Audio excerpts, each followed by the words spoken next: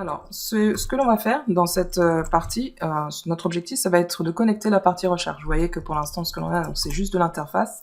Il n'y a absolument rien qui se passe. Donc, on va aller voir ce qui se passe au niveau anatomie, donc de ce composant, qui est le composant app, ça va être le composant principal. Et ce que l'on va utiliser, donc principalement, donc strictement d'ailleurs, donc ça va être des composants fonctions, plutôt que des classes. Puisque pour rappel, depuis la version 16.8 de React, on peut utiliser ce que l'on appelle des hooks dans les composants React, qui va nous permettre de gérer l'état local, avec des getters et des setters. Et donc là, ici, ce qu'on utilise, c'est des useStates, que j'inclus que dans cette déclaration import, le useState, qui va me permettre de définir un setter, un getter pour le premier, et un setter avec setState. Et donc là, dans ce useState, on va trouver plusieurs attributs, à commencer par isSearching, qui est un booléen.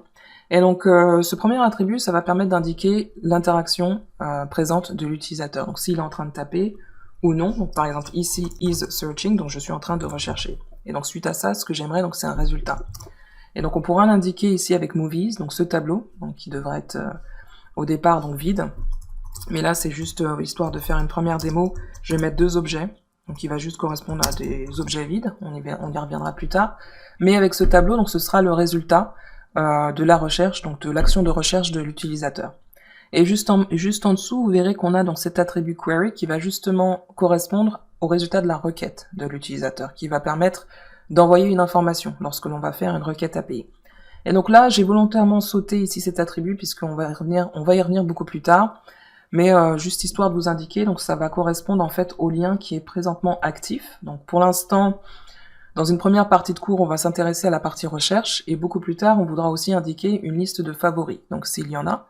Et donc ce sera dans pour ce lien, donc lorsque l'on va le connecter justement, ce lien va correspondre à la liste de favoris. Donc on doit pouvoir indiquer le lien qui est présentement actif. Donc pour l'instant, ça va juste concerner ici la partie search, et cet attribut justement va servir de référence dans l'état local de ce composant, de référence pour indiquer quel lien est présentement actif. Voilà. Donc là, ce sera le composant principal, et donc là, vous voyez qu'on a d'autres composants enfants dans ce composant principal, à commencer par le header. On va y aller, donc je vais cliquer sur commande et cliquer sur header pour voir donc l'anatomie de celui-ci. Donc pour l'instant, ce qu'on a, donc c'est plutôt statique, on a du texte et également ce font icône qui va permettre de rajouter cette illustration. Donc là, c'est le header, ça correspond ici au header. Et donc là, si on regarde plus en détail, ici le header, si on regarde aussi au niveau CSS, vous trouverez donc du style pour ce header. Voilà, vous pouvez toujours trouver. Voilà, donc histoire donc déjà de donner donc l'anatomie de cette interface. Ensuite, si on poursuit, on a links. Juste en dessous, links, ça va être ça, d'accord. On poursuit, donc on a links dans la liste de nos composants.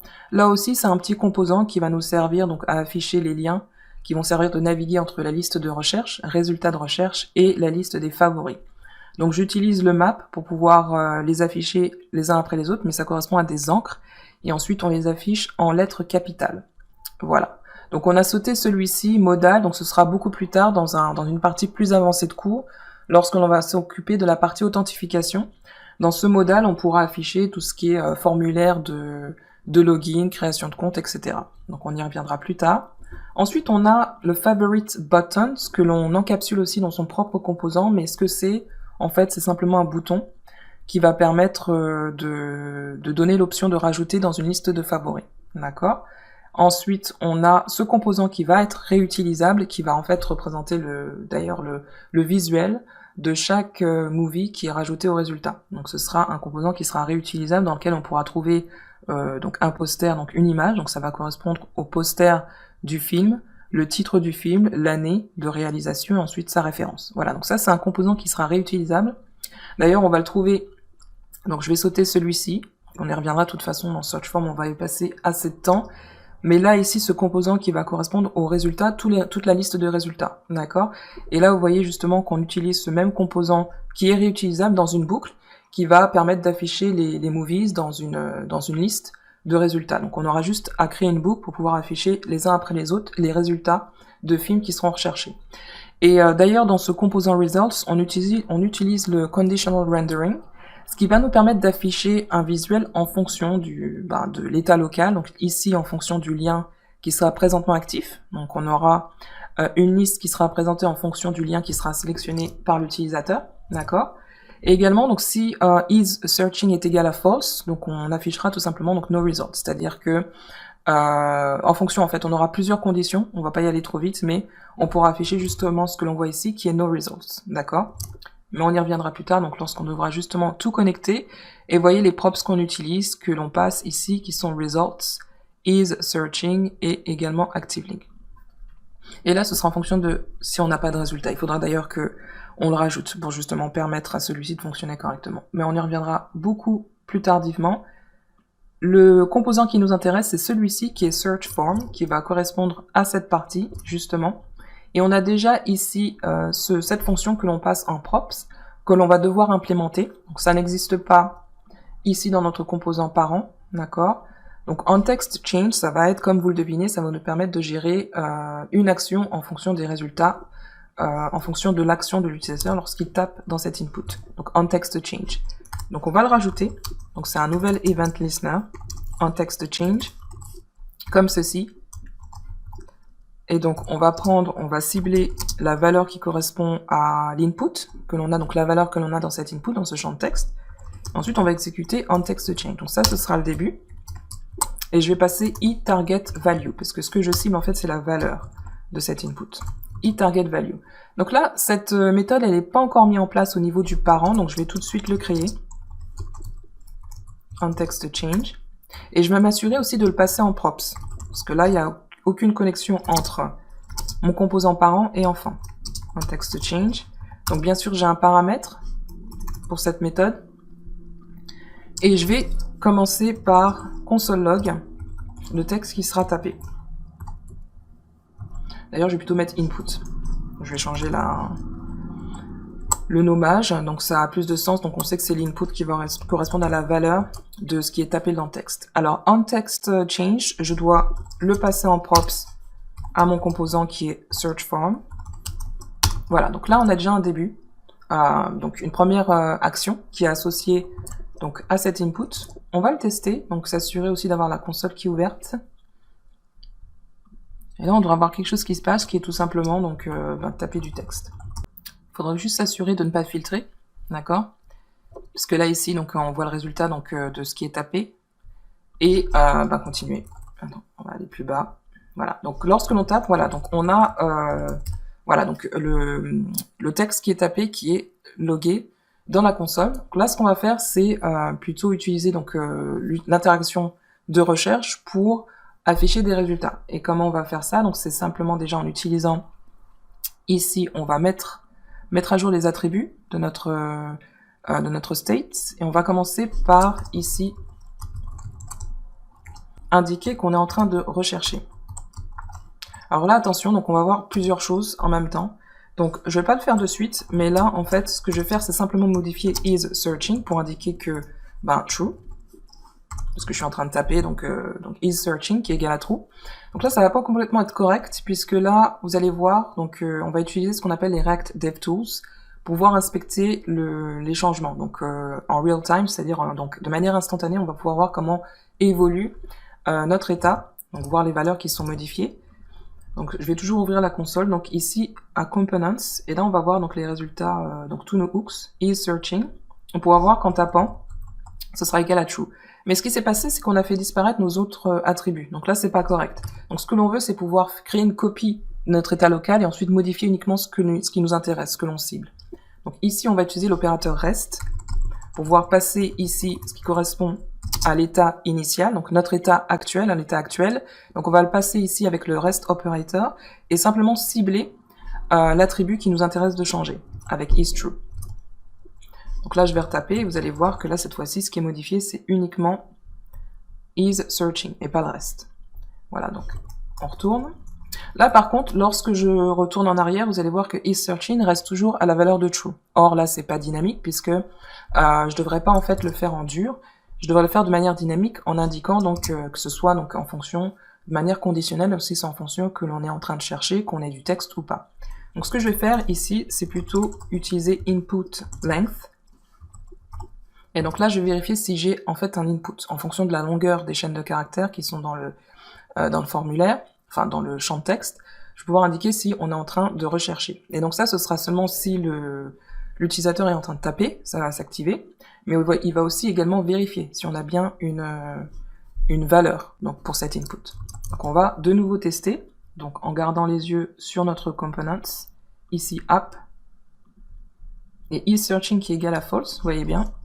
Voilà, donc là, ce sera isSearching, donc length, d'accord. Donc là, par contre, ce qu'on va vérifier, donc c'est pas uniquement tout parce qu'il nous donne le length, on va vérifier si c'est supérieur à 0.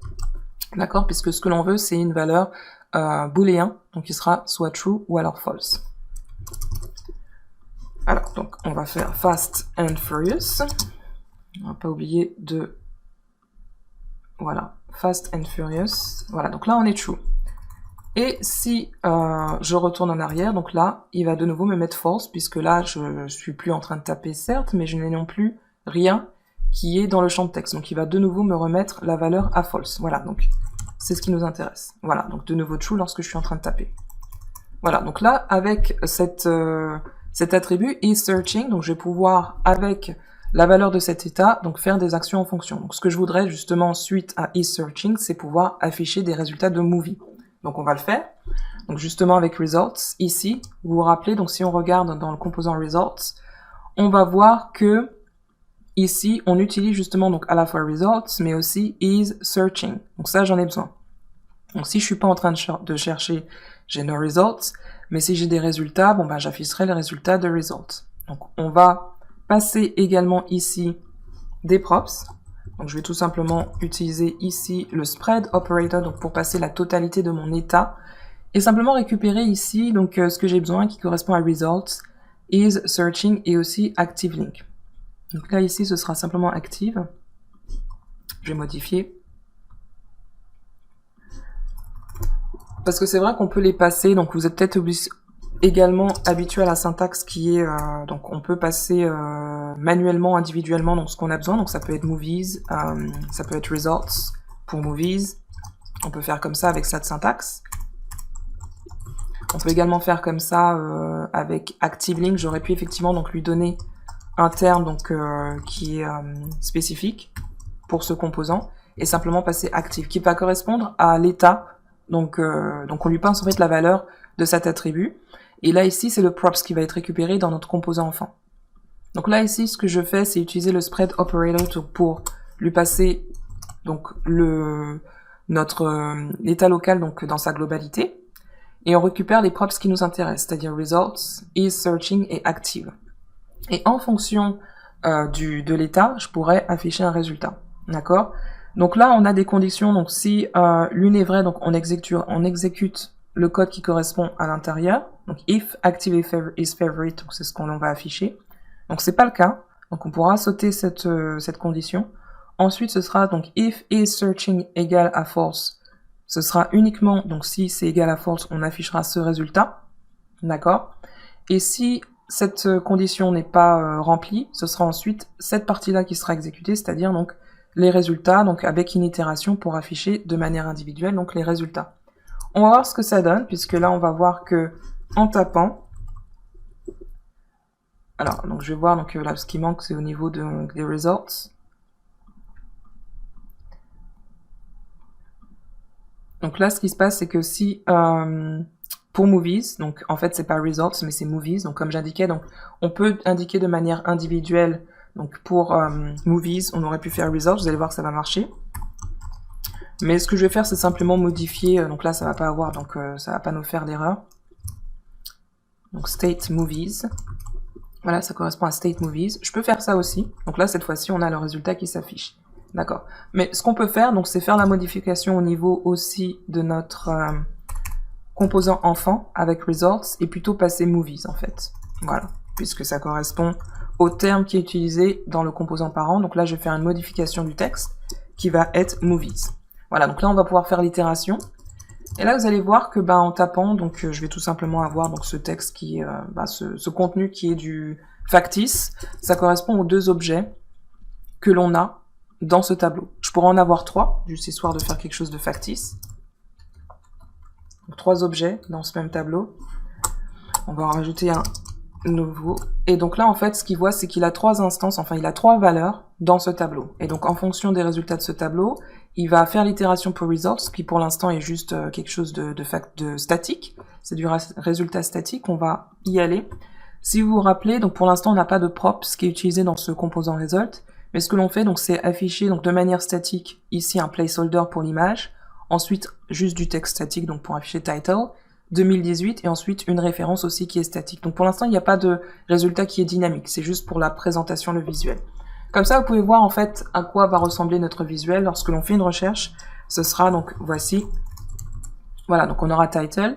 Et donc si vous vous rappelez, donc comme on a indiqué 3 objets vides pour cette liste factice, on a exactement le même résultat, d'accord? Donc pour cette référence, ça correspond ici à 521. Voilà, donc ça c'était juste pour la démonstration.